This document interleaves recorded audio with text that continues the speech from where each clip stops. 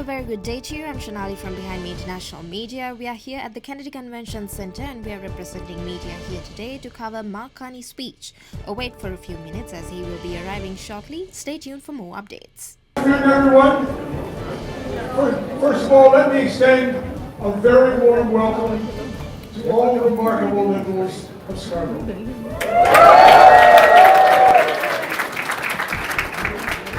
I also invite those who are able to come up and join us. Those sitting in the back, you're very welcome to stay, but let's move up a little closer here.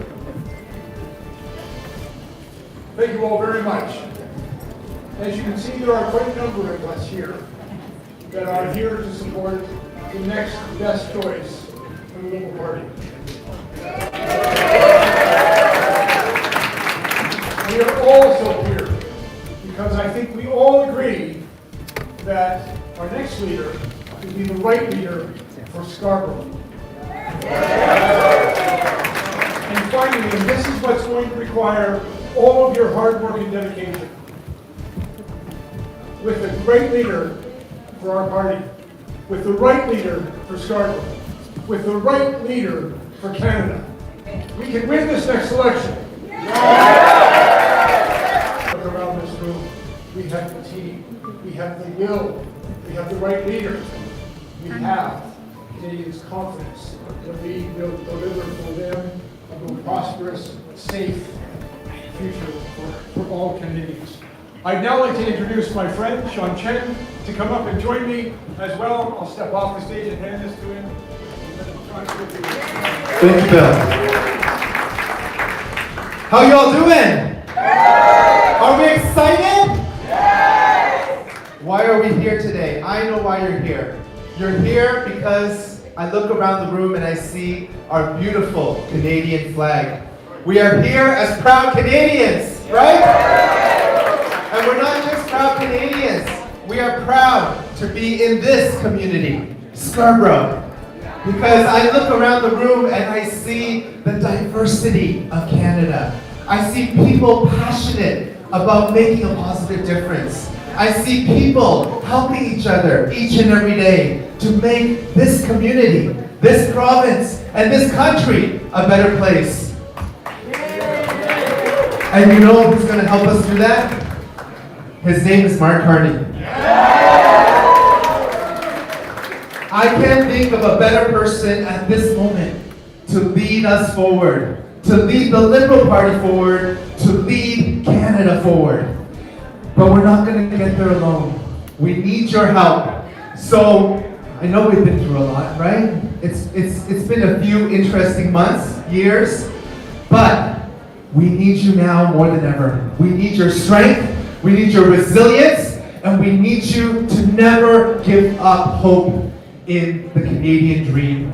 So ladies and gentlemen, thank you for being here, and let's move forward and build Canada even stronger and better than ever before with Mr. Carney.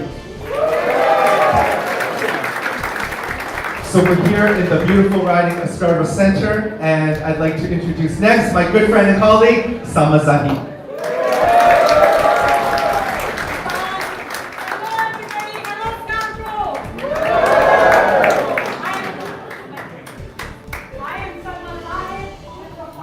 Carney, are we ready for that? Yes. A government and the leadership of Mark Carney who will fight for Canadian families day in, day out, every day.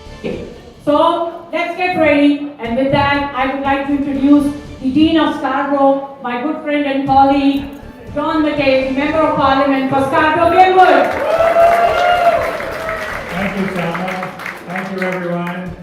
One of the benefits of being around for so long, 27 years, 9 elections, is that we get an opportunity to meet some really interesting people.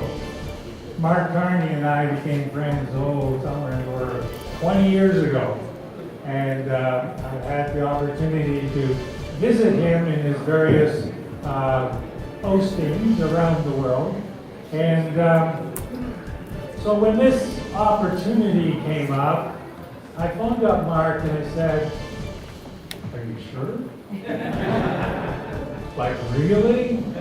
Former governor of the Bank of Canada, former governor of the Bank of England, and you want to expose yourself to Pierre? Oh my goodness, really, think about this, Mark. Well, as you can see, he paid no attention to me, and we are all the better for it. And lately, I've been thinking about that saying by Edmund Burke, which is, for evil to triumph, all that is good men say nothing. For evil to triumph, all that's required is that good men say nothing. Take out the word evil and put in the name Donald Trump. That's not that much of a stretch. For Donald Trump to triumph, all that's required is that good men say nothing. And your testimony, your presence here today is the testimony that we will not be quiet. Never. Never. And we are in an extraordinary, fortunate position where a really good man has stepped up. And I, as not only as a friend, but as a practicing politician, recommend Mark Carney to you. He has an extraordinary record. He's an extraordinary human being, but most importantly, good man. And so let's support Mark. He's going to call on you. He's going to call on you for a lot of work and a lot of hard work and sacrifice. But we will be well led if, in fact, Mark Carney becomes the next Prime Minister. So with that, let me turn it over to my friend Gary. And Gary, you're to introduce the band.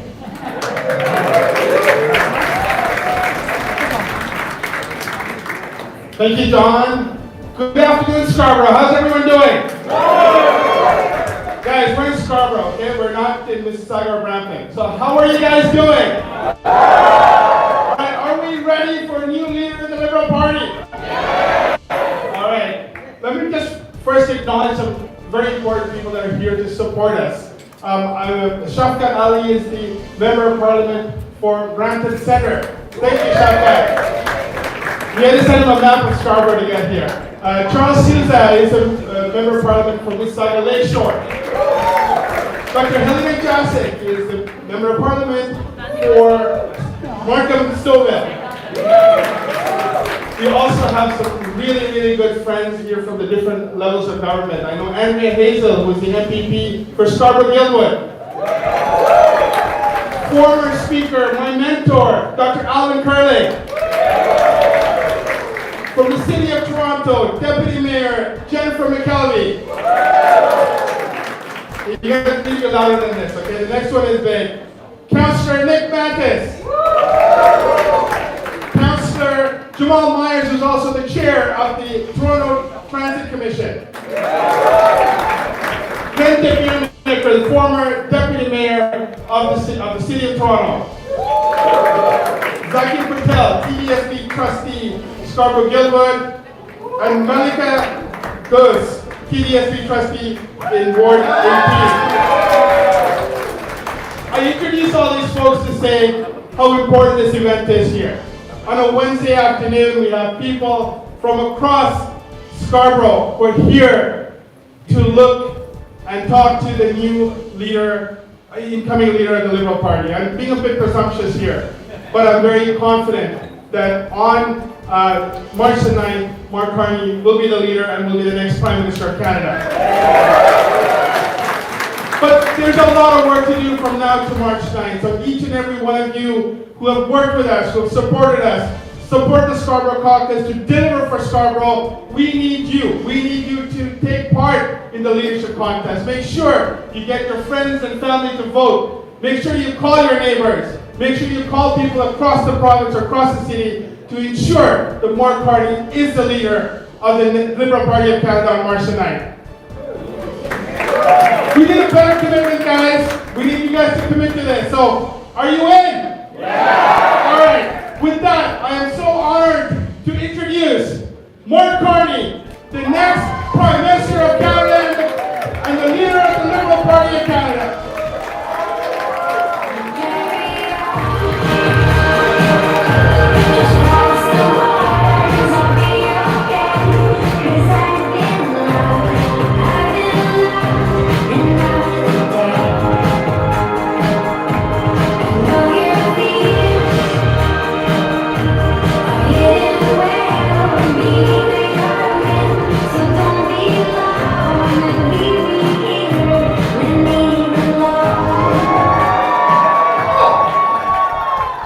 you. Thank you, Jerry. Finally in Scarborough. All back. This is fantastic. Thank you, John. Thank you. But we have, not for our asking, we didn't start this, but we have a fight with the United States. And the question is, what are we going to do in that situation? Now, when you're in a crisis, another lesson is you think about what you can't control, what you can influence, and what you can control. And President Trump is somewhere between what you can't control and what you can potentially influence. No, some of the measures, and I think part of what we need to do to influence the president is to show respect, as the government has, for some of the issues that he's raised. So we think about the crisis of fentanyl in the United States. It's a tragedy in our own country. And it's entirely right that we bear down on prosecuting these opioid labs. It's entirely right. It's entirely right that we secure our borders. And by the way, we need to secure our borders with the United States given their immigration policy. Yep. Or de-immigration policy. We will also, though, fight this crisis in a Canadian way with compassion and go into the root causes of this crisis. Now, so that's what we can't control, maybe has some influence. What can we control? We can control our economic destiny. We are masters in our own house. Nous sommes maîtres chez nous. On peut contrôler notre destin économique ici au Canada. Yeah. And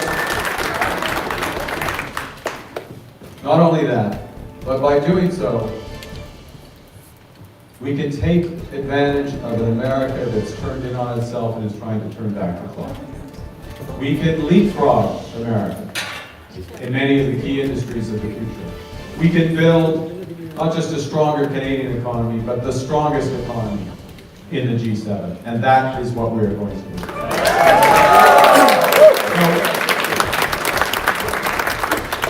Let me just make 5 quick points on how we're going to do that. I said plan beats no plan. This is the core of the plan. The first thing is we need a government that works for you. We need a government that works for you. We need a government that spends less, but invests more.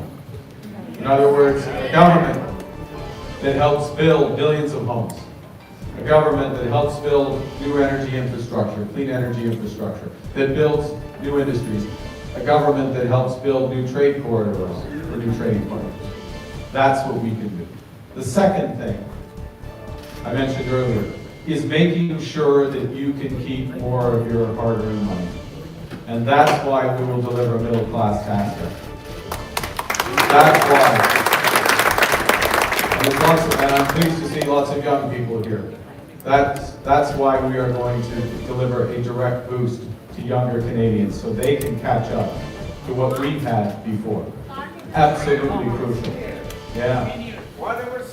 That's why. I'm going to get to seniors. I'm working my way up.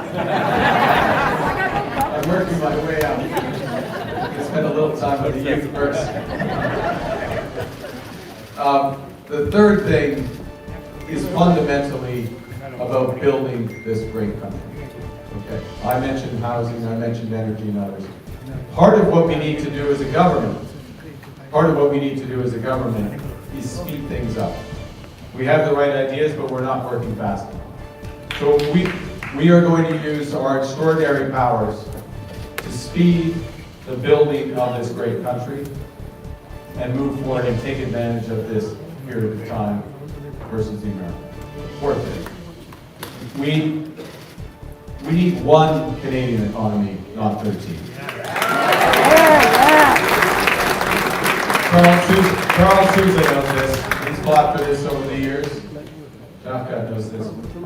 We are going to convene the first ministers within the first few weeks, around the middle of March, to discuss how we accelerate this. If we just have one Canadian economy, it will have a bigger positive impact on all of our economic futures, on future jobs, on income. That will more than swamp anything that President Trump could try to do to Canada. We know it. And the fifth big thing we're going to do economically is we're going to stop putting all our eggs in one basket. We are going to diversify our trading partners with like-minded countries that share our values, countries that when they sign a trade agreement, honor it. Don't look it up every 5 years. That's what we do. There's one other thing we need to do, which is fundamental. In fact, it's the most important role of government, which is to protect the people. And Bill Blair is here, the Minister of Defense is here. He's protected citizens in all of his roles in his entire public service. He's always protected them. And we know that there's more to do to protect Canadians in a more dangerous and divided world. This isn't about some arbitrary number or percentage.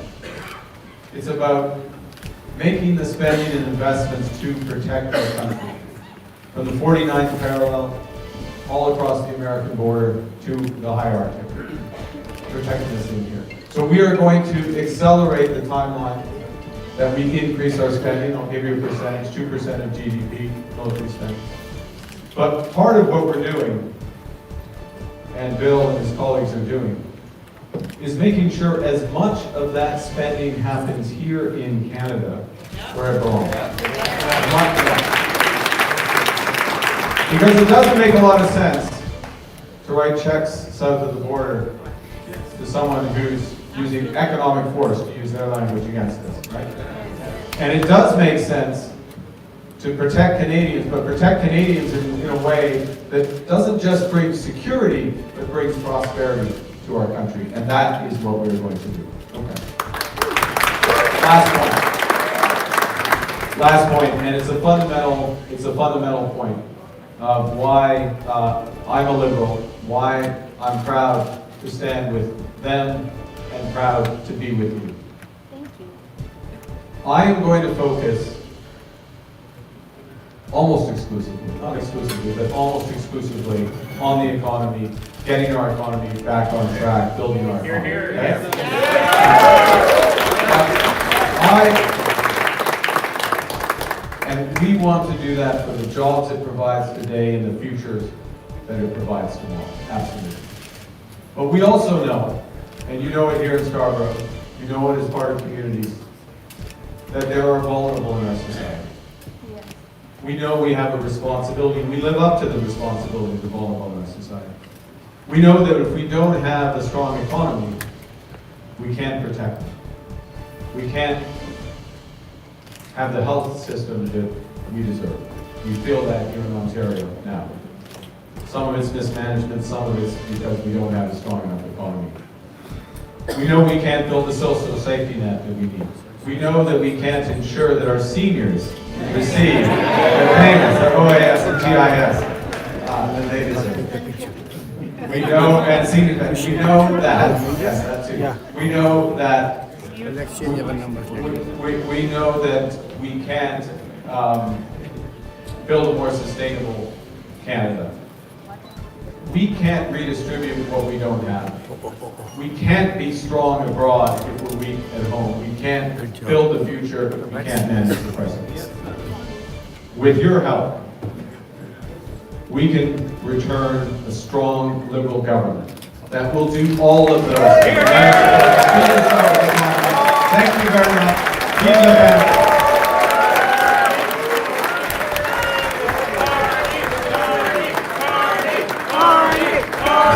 Carney!